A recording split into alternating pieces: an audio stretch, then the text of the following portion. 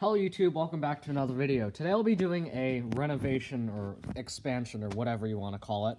So everybody already knows I have this in my basement. So I have a pull station and a horn strobe. They are connected to the home alarm system. But the issue with that is every time I want to test it or whatever, or I do work on it, and I pull the alarm, this is what it sounds like to my family upstairs.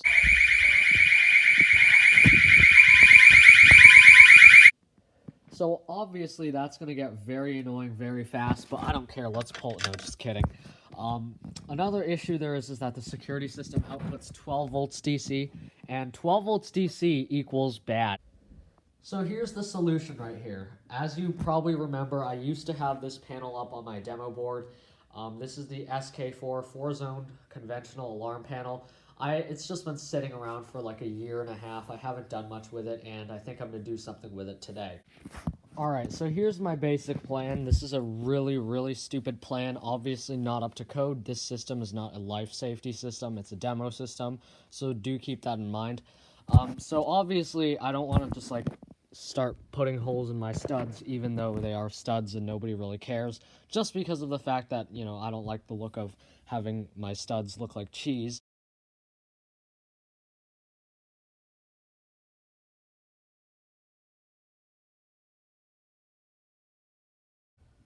Alright, so this is where I'm going to mount the panel. Obviously, these two pieces of wood attached to this one, and then this is like attached to the stud with a 3-inch screw, so that is not going anywhere.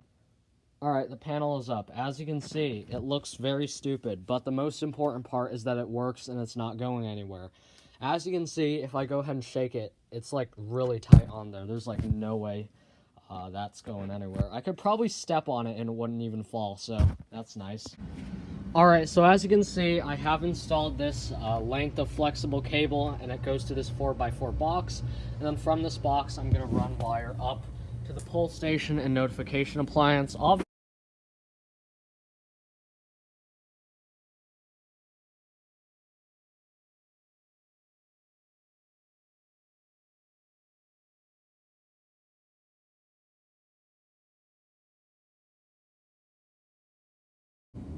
So I have the new wire pulled. As you can see, this is just the old wire from the alarm system. I'm not going to cut the wire, just because I'm not a fan of cutting wire.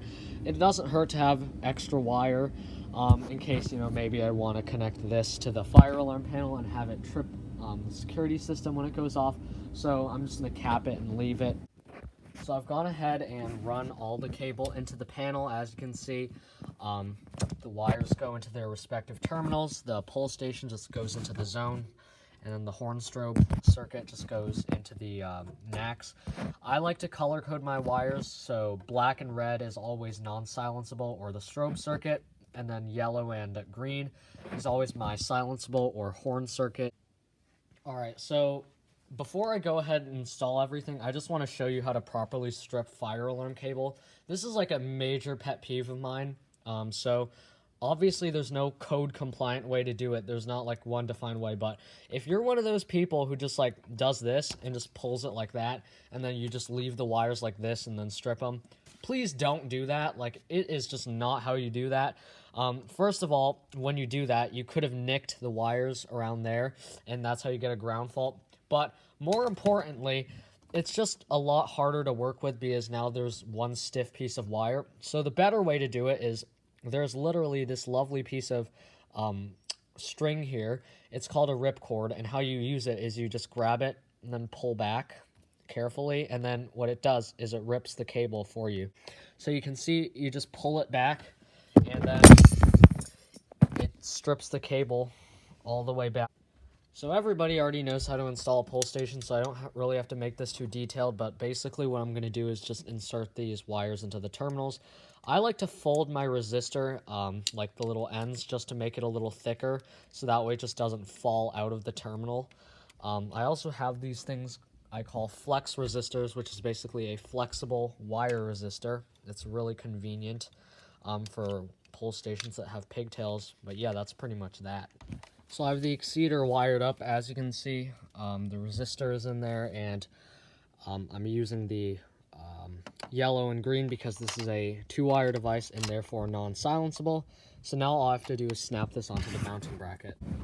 Alright, so now the panel has been installed and powered up. As you can see, there's no troubles except for the battery trouble, which is obvious because I don't have batteries installed. So that's good. That means I did everything correct, and the only thing left to do now is to pull the alarm. Ooh.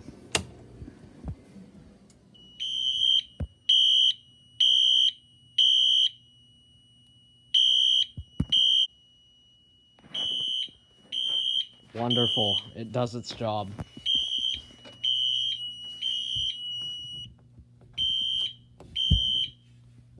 Okay, see, as you can see, it has silence, audible silence, which is pretty cool. Obviously, this system is not code compliant, as I've said like 30 times already, but it is a fun little mini system, and I'm glad I have it up. Other than that, thank you for watching this video. Please like, comment, and subscribe. I'll see you next time. Bye.